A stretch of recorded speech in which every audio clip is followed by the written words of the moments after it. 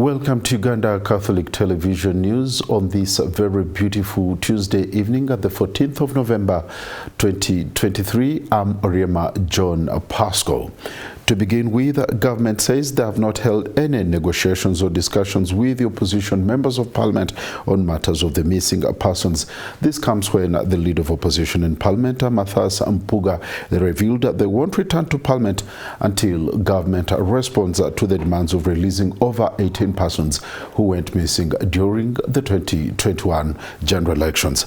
The Minister of Information, Communication and Technology, Dr. Chris Abayomusi, while speaking to the press, says they don't have any issue to negotiate about with members of parliament. He, however, revealed that the state security is carrying out negotiations and investigations on what happened to inform the public, but the only way is to cooperate with state authorities.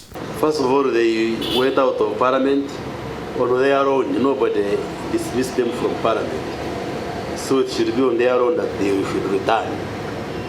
But even what does moving out of parliament mean? I see them in the canteen eating food. I see them in the committees taking mandazi and the tea meeting. So how do you say you have moved out of parliament yet you are in parliament? That's why last time I said we should stop this drama and the katemba of sorts. If we have to be serious, then we'll be serious. We'll be serious. I know they are informally reaching out to us to help them that you come up with a statement to justify our coming back. But we are saying, you went out on your own, you come back on your own. Sorrow your pride and come back. And come back. So have we been in talks with them? No. Talks over what? You see, they began by saying over 400 people are missing. Then for some strange reasons, the number has come to 18. So you should put them to task. What happened to the others? The 300 plus, what happened to them? You started by saying over 400 are missing. Now you have reduced it to 18. Then you're saying we have gone out of parliament until when the government apologizes. And the government is not going to apologize for anything. Like I said last time, if anybody has gone missing,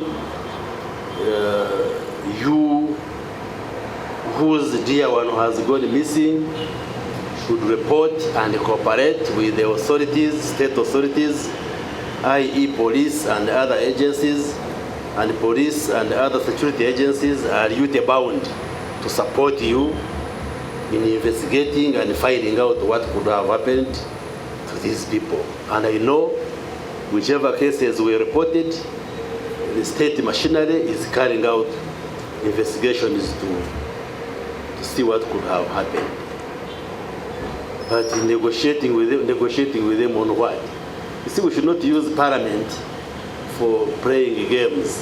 If somebody has gone missing, give details to police and security agencies, and they investigate, and they will report and say, this is what we have found out. Like the Uganda Human Rights Commission, when the Secretary General of NUP reported 30 cases to Human Rights Commission, they carried out the investigations and issued a report. That's how it should be, but not just use this parliamentary platform for just politicking. So we are not into those games of politicking. If they want to come back to parliament, they can come back because nobody chased them from parliament. If they are still enjoying the space outside parliament, then that's their business. There is nothing to negotiate about. There is nothing to negotiate about. If they are insisting that we shall comprehensively respond to issues that they raise it, then they might be out of parliament for a little longer. A little longer. So, parliament will resume, and we don't attend the parliament by force. It is up to you to reflect on your conscience as a member of parliament who was elected by your voters to represent them in the house, for you to go. If I chose now to go and sleep, I would go and sleep, but I am supposed to be there to represent the people of Chinchiz East. So there's nothing like negotiating or pleading with them to come. Yes, the issue of a missing person, like I said, is an extremely serious issue. And if somebody goes missing, one should report to police or LCs, the authorities, and investigations are carried out. But for you to reduce it to an issue for politicking, that one we do not accept. We should not accept, and we shouldn't use that just to do our politics. Let's do politics on other issues, but not play around with people's lives. Moving on, government has launched the 19th Non-Aligned Movement and the 3rd South Summit scheduled to take place in January next year under the theme Deepening Cooperation of Shared Global Affluence. The Non-Aligned Movement is a forum of 120 developing countries that advocate for peace, security and development. It was founded in 1961 with the aim of promoting cooperation among nations independent of major blocs. I take this opportunity to unveil the East African Business and Investment Forum and Trade Exhibition, which will be held as a pre-event of the NAM and G77 summits, a pivotal event that will draw private sector leaders from across the Global South to forge new partnerships, explore investment opportunities, and chart a course for a more prosperous future for our nations. As we all know, the world is undergoing profound transformation, and the Global South is poised to play an increasingly significant role in shaping the global economic landscape. The private sector will leverage the collective strengths and address the shared challenges we face with business and investment proposals during the East African Business and Investment Forum, which will be held from 15th to 18th January at this very Serena Kampala Hotel. At the heart of this summit lies the recognition that the private sector is the engine of economic growth and development. It's through the ingenuity, creativity, and indeed entrepreneurial drive of businesses that the full potential of the Global South will be unleashed toward a more inclusive and sustainable future. We at Private Sector Foundation are therefore very pleased to lead the preparations of the Business and Investment Forum. You are all aware that Uganda will be hosting the 19th NAM Summit and the 3rd South Summits from the 15th to the 23rd of January 2024 under the themes that you have seen there very well. There is one for the NAM, which is deepening cooperation for shared global affluence, and also there is one for the South Summit, which is leaving no one behind. And these two summits will take place at the Speak Resort, Munyonyo. Traffic management plan and control during the period of the summits.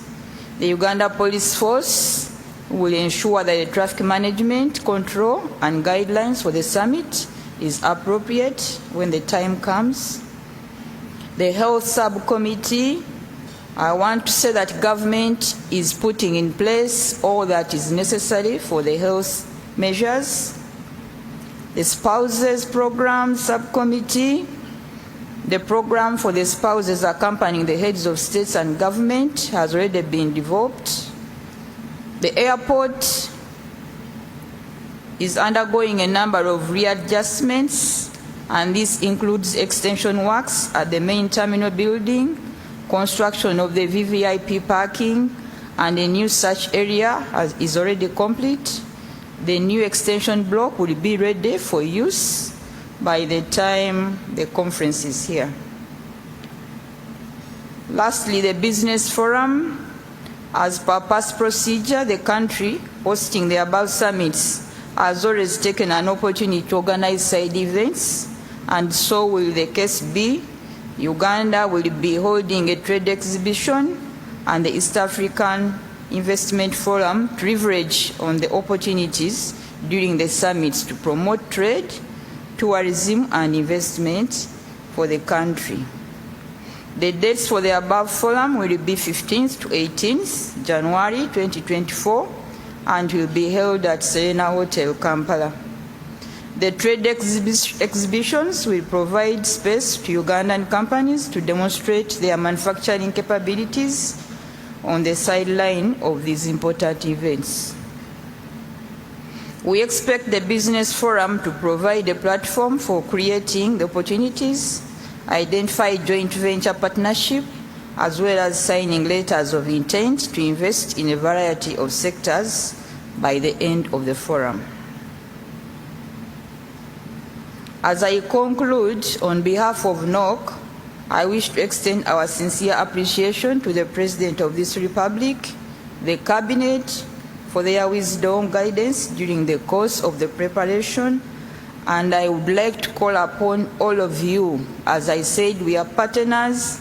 We are banking on your support to enable us achieve these two summits as a successful event. 3 priests in our community are making a remarkable milestone of 40 years in priesthood. Uganda Catholic Television is glad to honor the 3 beloved priests who are celebrating 40 years of selfless service to their congregation.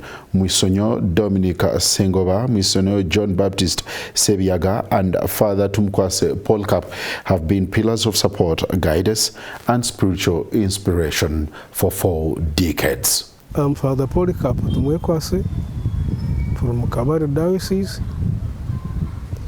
I was ordained on the 10th of July 1983. I have worked in more than 8 parishes since my ordination. Well, during my primary school education in 1966, one of our old relative, a cousin, became a priest, and he was ordained in my presence. Then as we grew up, we used to imitate him, the way he was celebrating Mass. So as an altar boy, I got that inspiration to try to do as he was doing.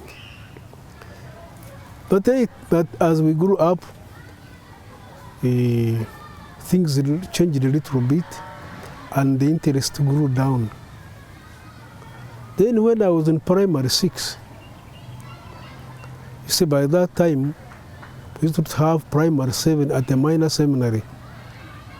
So application forms were sent.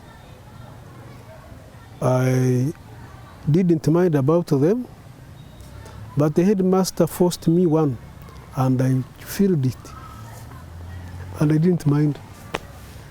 So when after some months it was announced that me among the 3 who filled the forms are going to sit for interview, and we did it. And after that, I got a call to the minor seminary, where I spent 6 years. Goes from primary 7, then senior 1 up to senior 4. Then there, I joined Katigondo for 3 years, and after that we got a pastoral year. Then after the pastoral year, I joined Kaba Seminary. That was 1980, where I was for 3 years. Then after the ordination, I was appointed in my first parish in Kabare Diocese, but Kisoro district, which is now a district. I worked with one who was my rector, late Father Shindera, who had chosen me out of the others when they sat for the concertors meeting. He says, I want that one. And I went. So we worked in that parish for 4 years.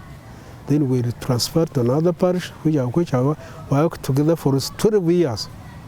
And then there I was transferred to another parish for 1 year. Then another parish where I was made parish priest for 3 years. Then from there to another parish. And then 1 year in my home parish, Then from there, I went back to that parish I started with. I worked there for 5 years. Then from there, I joined now the Kabale district, where I am today. I was born in a good Christian family, and together with the parents, we used to go to church. Then later on, I became an altar server, and I used to see the priests celebrating Mass. I also escorted them sometimes when they went to the sub-parishes. And from there I was inspired. And later on I applied to go to the seminary. And I went through all the process until when I was ordained in 1983. And now it has come to 40 years. I thank God for that.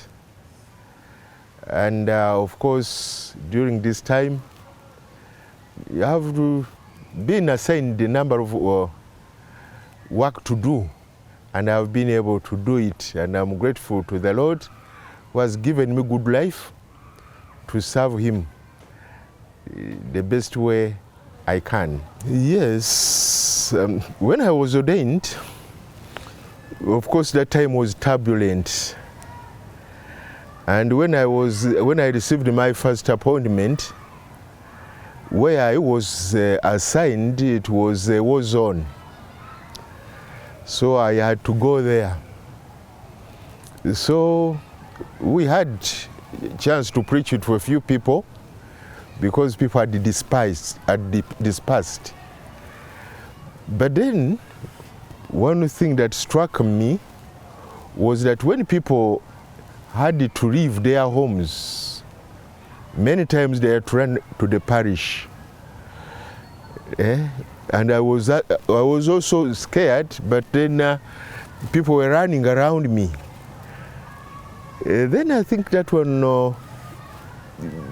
gave me a chance to reflect and say, yes, maybe I'm somebody who can, or who has even been called to help God's people. That was one, but of course also people come around us and we preach to them the word of God. Sometimes people come to us not only for religious things but also for other material needs. Somebody is stuck and is coming. So that was the beginning. And of course I've been seeing it all the way through my apostolate. And I've come to know that we are there not so much to be served, but to serve the people of God. And of course, doing that, it needs commitment. You need to sacrifice yourself sometimes so that you help people. So throughout the 40 years, I've seen that, well, we are called for service. And of course, we do it not on our own, but we always need God who gives us the courage to fulfill that work that is given to us. After my ordination, I worked in the parish for 10 months in Chitasa parish. Then afterwards, I was, told to go to Kasozi parish, where I worked for 2.5 years. From that time, then I was posted to Kabwoko parish, where I served as the parish priest and the dean. So I served for 5 years. After the 5 years, then I was given a chance to go to Rome for further studies in preparation to work in the major seminary afterwards. So I went to Rome, that was 1984, and I studied for 2 years. After the 2 years, I received my licentiate and I came back to Uganda. When I came back to Uganda in 86, then I went to Gaba National Seminary, where I served for 4 years. After the 4 years, that was 1990, I went back to Rome again for further studies to specialize in theology and pastoral theology. So I did my doctorate and I finished in 1993. I returned to the country and my bishop also asked me to go back to the National Seminary, Gaba, where I taught until 2006. After that time, then I was asked to go back to the diocese, and I worked as a parish priest at Buyoga Parish. So I was the parish priest and the dean of Katimba, where I served for almost 13 years. So that was 2019 when my bishop was being consecrated a bishop, Bishop Silverus Jumba. On that very celebration, at the end of the Mass, then as he was giving part of his speech, so he said, you people, you might ask who is going to be your Vicar General. And on that very occasion, he mentioned that I was going to be his Vicar General. So from that time, that is 2019, up to today, I've been near the bishop, serving as the Vicar General of Masaka Diocese.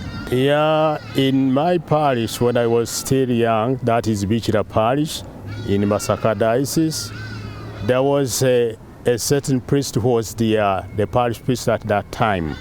He was Michael Serunkuma, Father Michael Serunkuma. As I've said, he was the parish priest. He worked so hard in our parish, and sometimes we could come to our outstation to celebrate Mass. As he was celebrating Mass, the way he was celebrating and singing, especially the preface, you would enjoy the music. The way he would sing it, and the whole Mass, the preaching and what have you. Then I said, can't I also join the seminary and try to prepare myself to become a priest? So that was my desire, and the kind of, starting to feel that I could join the seminary. We need each other to help us to grow as human beings, and also offer ourselves to serve each other in the different, capacities as we are being, prepared or trained. Experiences, or to share experiences about how have they managed to go through this kind of serving the people all this particular time. As they share with them, I can think that that helps them to also to learn from the old people, the old priests, and then to continue the services that they are supposed to carry out. Thank you very much for watching Uganda Catholic Television News. Good news for all. It's time for us now to go for a commercial break.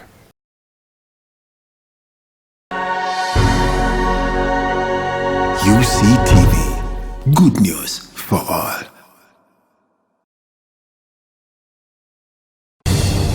Radio Purchase, the best value-based community radio in Eastern Africa, running 24/7 with professional staff and solar energy backup of up to 500 kilowatts peak.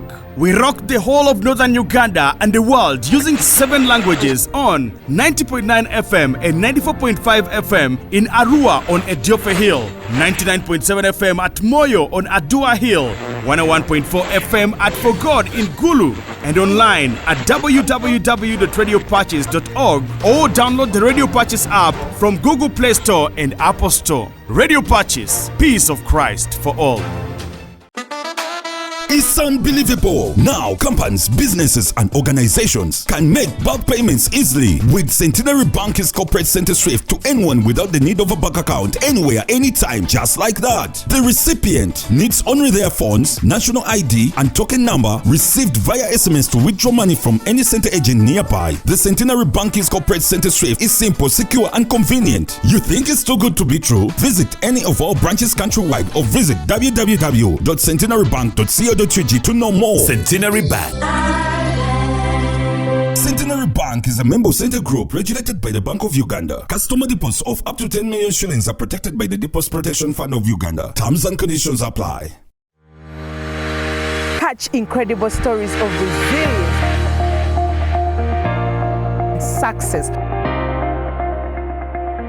You can manage that money with a topping of inspiration. Get interested in people, not interested in yourself. Inspire, achieve, repeat.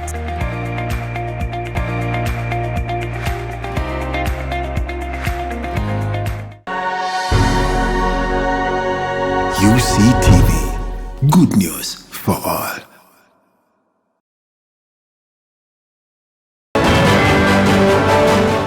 Thank you very much for watching Uganda Catholic Television News this evening. We are glad you're part of our news bulletin. Thank you and have a good night. I'm Oriema John Pasco.